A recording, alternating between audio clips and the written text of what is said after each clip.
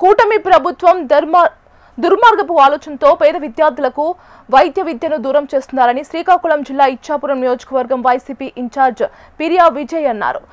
కూటమి ప్రభుత్వంలో పేద మధ్యతరగతి విద్యార్థులకు వైద్య విద్య అందని ద్రాక్షగా మిగిలిందని ఆవేదన వ్యక్తం చేశారు. వైసీపీ తలపెట్టిన కోటి సంతకాల సేకరణ కార్యక్రమం ఇచ్చాపురంలో ముగిసిందని తెలిపారు.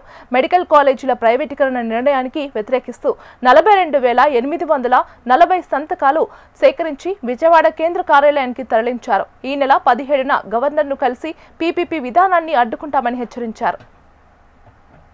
జగన్మోహన్ రెడ్డి గారి ఆదేశాల మేరకు కోటి సంతకాల సేకరణ ఉద్యమం సుమారు ఇచ్చాపురం నియోజకవర్గం నుంచి 42,840 సంతకాలు సేకరించి ఈ రోజు మేము పంపించడం జరిగింది.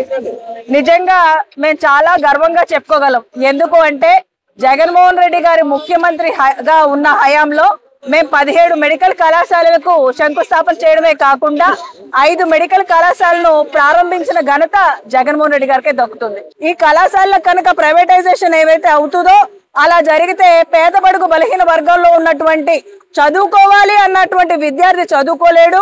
ఎందుకంటే ఒక ఎంబీబీఎస్ చేయాలంటే సుమారు ₹1 కోటి పైన అవుతుంది. మరి పేదవారే కాకుండా మిడిల్ క్లాస్ పీపుల్ కూడా అఫోర్డ్ చేయలేరు. ఈ కూటమి ప్రభుత్వాన్ని వ్యతిరేకిస్తూ ఈ ప్రైవేటైజేషన్ వ్యతిరేకిస్తూ సుమారు మన జిల్లా ఇవాళ బళ్ళన్నిట్లో కూడా ఏవైతే మేము సంతకాలు సేకరించామో ఇచ్చాపురం నియోజకవర్గంలో నుంచి 42,840 సంతకాల్ని జిల్లా కేంద్రాలకు పంపిస్తున్నాము.